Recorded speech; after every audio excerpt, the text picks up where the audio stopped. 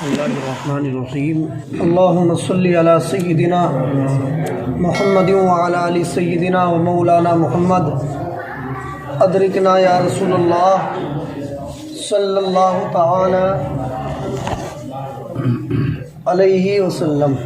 حضرات، کئی دن سے ایک حدیث پاک بیان ہو رہی ہے جس میں اللہ کے رسول صلی اللہ تعالی علیہ وسلم نے قیامت کی نشانیوں میں سے کچھ نشانیاں بیان کی ہیں۔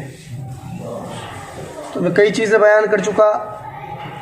سرکار نے فرمایا کہ جب مال غنیمت کو اپنی دولت سمجھا جانے لگے، امانت کو مال غنیمت سمجھا جانے لگے، زکوٰۃ کو لوگ ٹیکس سمجھنے لگے، اور علم دین کو دنیا کمانے کے لیے پڑھا جائے یا بالکل پڑھنا ہی چھوڑ دیا جائے، اور جب آدمی اپنی بیوی کی بات مانے اور اپنی ماں کی نافرمانی کرے، اپنے دوستوں کو قریب رکھے اور اپنے باپ کو دور کر دے، مسجدوں میں لوگ ہلہ کریں، شور مچائیں، مسجدوں میں بیٹھ کے دنیا کی باتیں کریں، اور فاسق و فاجر انسان محلے کا یا شہر کا سردار بن جائے، اور سب سے گھٹیا شخص قوم کا لیڈر اور رہنما بن جائے، اور آدمی سے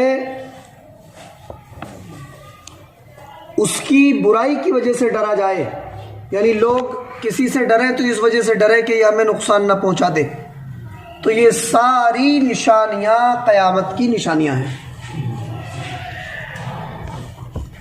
آج 12ویں نشانی آپ حضرات کے سامنے میں پیش کر رہا ہوں جو سرکار نے بیان فرمائی۔ 12ویں نشانی ہے وظاہرت القینات والمعازف۔ اس کا معنی ہے گانے بجانے والیاں اور باجے ظاہر ہو جائیں گے۔ قیامت کے آنے سے پہلے مصطفیٰ جان رحمت صلی اللہ علیہ وسلم نے فرمایا گانے بجانے والی عورتوں کا خوب چلن ہو جائے گا، اور باجے میوزک یہ عام ہو جائے گا۔ تو جس دور میں گانے بجانے والی عورتیں، ان کا گانا بجانا عام ہو اور لوگ اس کی طرف مائل ہوں، لوگوں کے دل اس طرف کھینچے چلے جائیں، باجے کا رواج عام ہو جائے، میوزک کا رواج عام ہو جائے، تو مصطفیٰ جان رحمت فرماتے ہیں کہ بس سمجھ لو کہ قیامت آنے والی ہے۔ آج کے دور میں آپ دیکھ ہی رہے ہیں کتنے برے حالات ہیں۔ شادی ہوتی ہے کسی کے ہاں تو وہ سب سے پہلے کھانے پینے کا بعد میں انتظام کرتا ہے، پہلے اسی چیز کا انتظام کرتا ہوا نظر آ رہا ہے آج کے دور میں انسان۔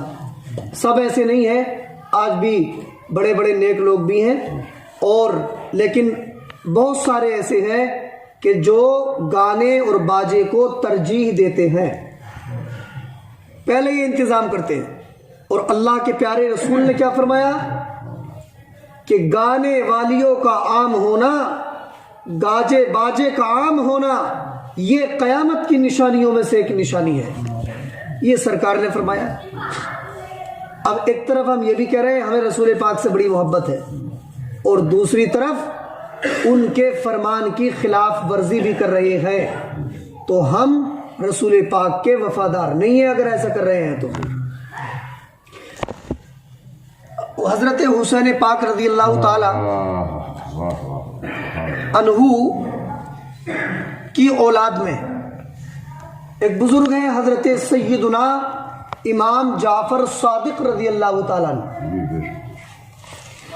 جن کے نام کی کونڈے میں فاتحہ لگوائی جاتی ہے۔ ان کی ایک بات بڑی زبردست ہے۔ آپ فرماتے ہیں کہ اگر کسی گھر میں شادی بیاہ کا موقع ہو اور اگر وہاں ناچ گانے ہوں، باجے بجائے جائیں، ڈھول دھماکے ہوں، تو آپ فرماتے ہیں کہ 70 کلومیٹر دور سے شیطان آ کے وہاں اکٹھا ہو جاتے ہیں۔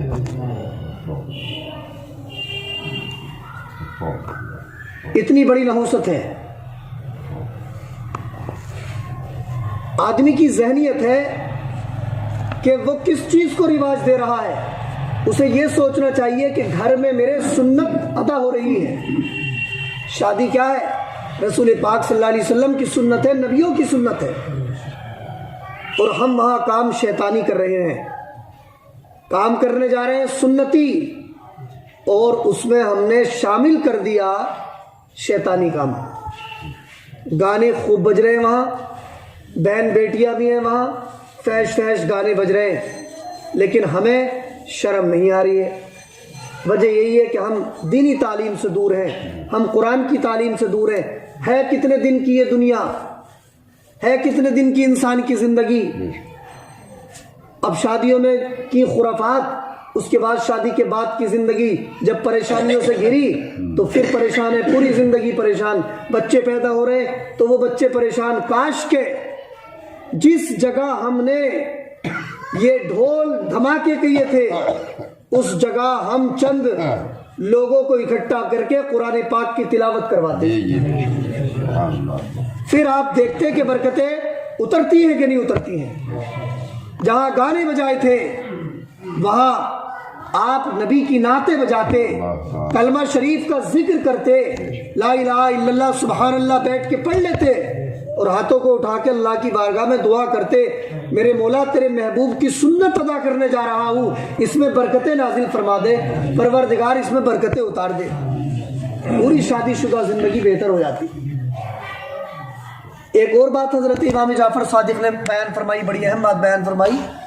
فرماتے ہیں کہ جب کسی کی بارات چلی جائے تو دولہا جس کی بارات گئی ہے اس کی 7 بہنیں اکٹھی ہوں، چاہے وہ کسی بھی رشتے کی ہوں، 7 نہ ہوں تو 1-2، اور 7 مرتبہ سورہ رحمان شریف کی تلاوت کرے پانی پہ، اور اس پہ دم کر کے رکھ لیں. اور جب ان کا بھائی انہیں لے کے اپنی بیوی کو لے کے آئے، نئی نویلی دلہن گھر میں آئے، تو وہی پانی جو سورہ رحمان کا پڑا تھا دونوں کے اوپر چھینٹا مار دے. آپ فرماتے ہیں اس پانی کی برکت یہ ہوگی کہ ان دونوں کے اوپر پوری زندگی کسی جادوگر کا جادو نہیں چلے گا،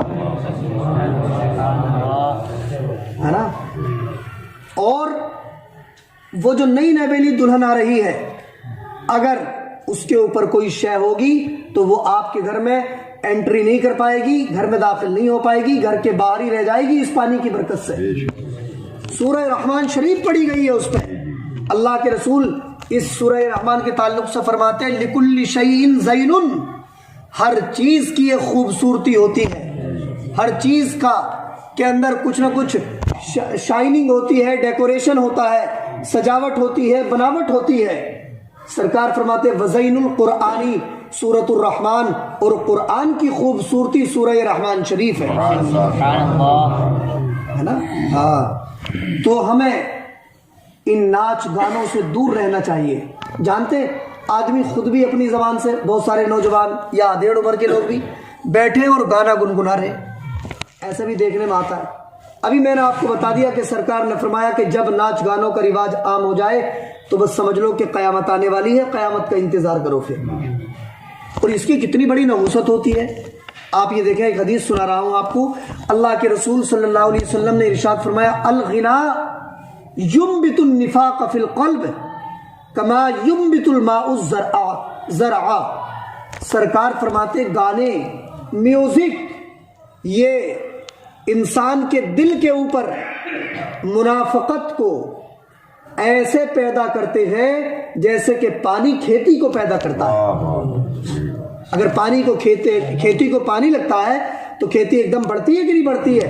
ایسے ہی جب آدمی گانے، فحش باتیں، میوزک اس کے کانوں میں جا کے دل کے اوپر اترتا ہے تو یہ بھی دل کے اندر گناہوں کا جذبہ پیدا کر دیتا ہے. یہی تو وجہ ہے کہ ماں باپ کی نافرمانیاں ہو رہی ہیں، ہے نا. گناہوں کی طرف آدمی بہت بڑھ رہا ہے، لیکن مسجدیں ویران پڑی ہیں. جبکہ ہر آدمی جانتا ہے میرے اوپر 5 وقت کی نماز فرض ہے. اگر سمجھایا جائے کہ ہاں حضرت ہمیں معلوم ہے ہمارے اوپر 5 وقت کی نماز فرض ہے، پھر آ کیوں نہیں رہے ہیں؟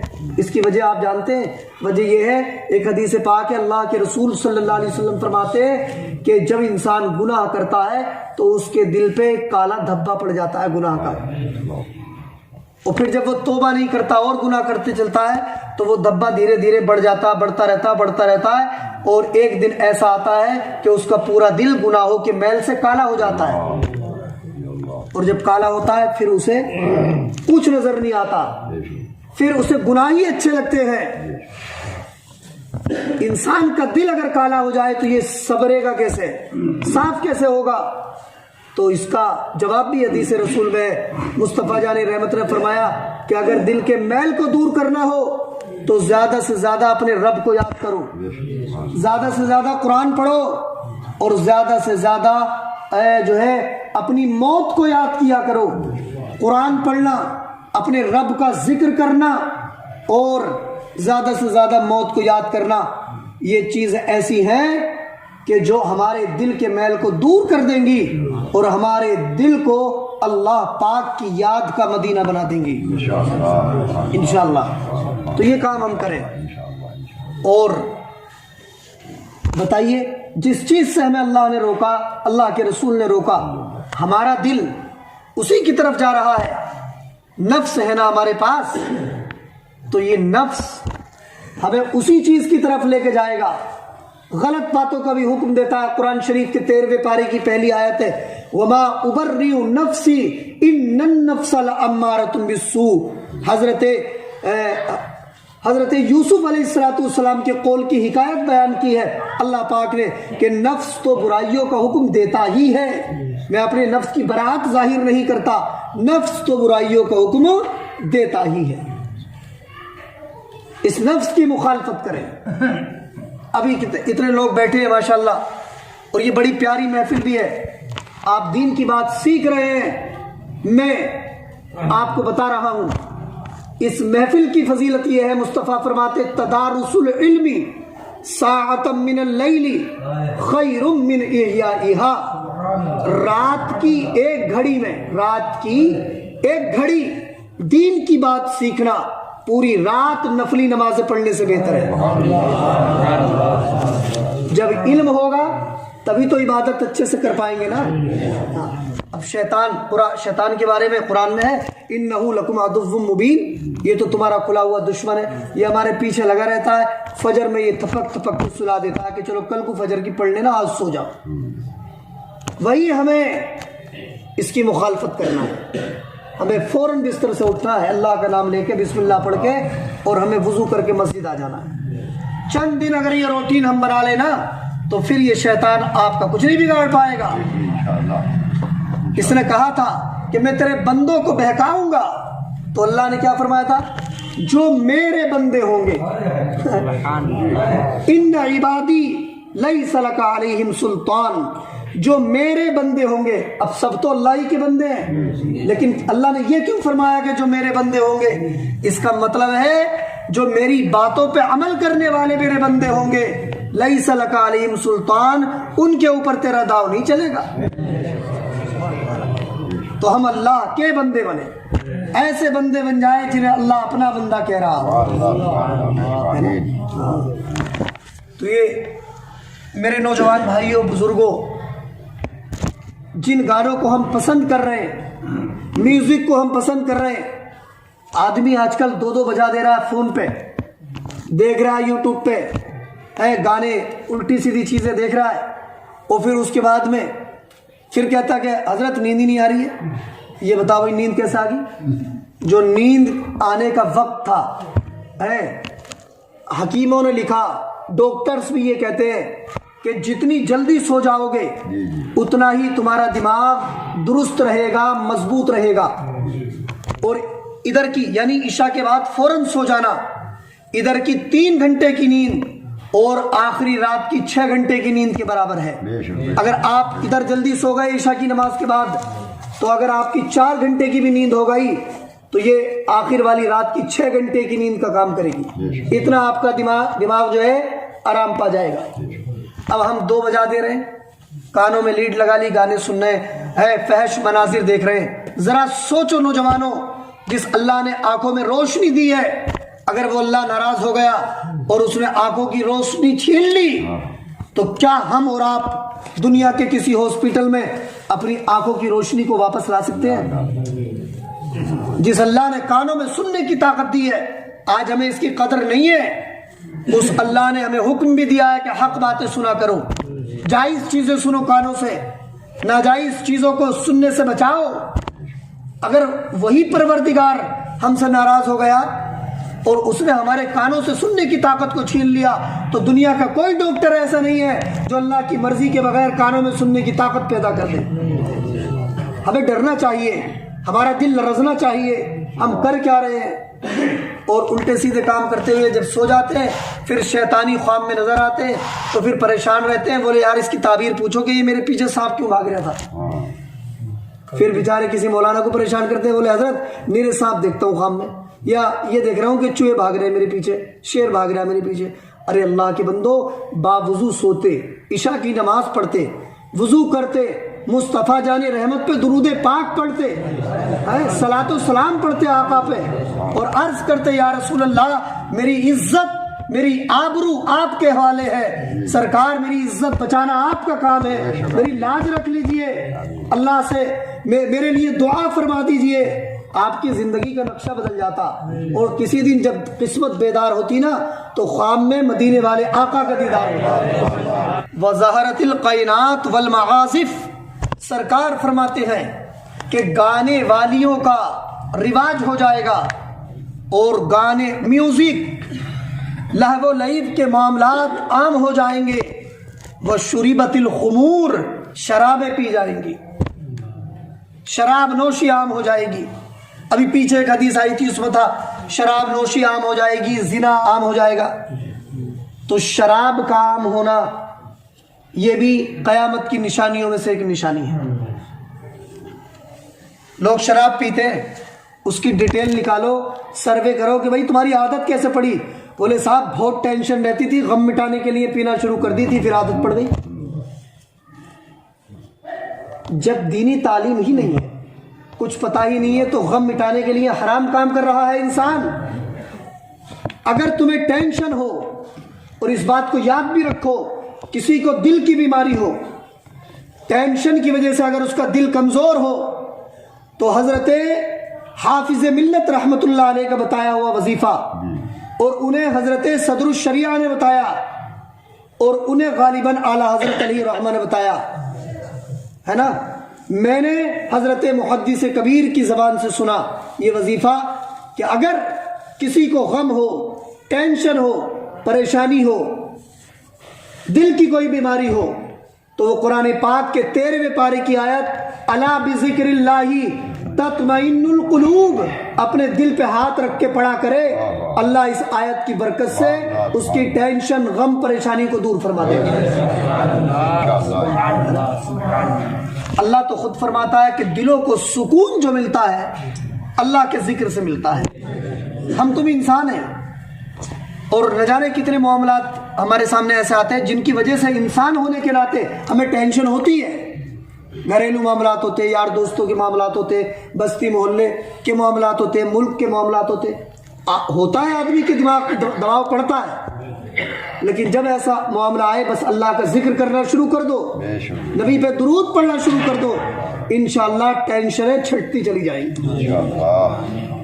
اللہ مجھے آپ کو سب کو عمل کی توفیق عطا فرمائے۔ بسم اللہ الرحمن الرحیم، اللہم صلی علی سیدنا محمد وعلی آل سیدنا و مولانا محمد، ادرکنا یا رسول اللہ۔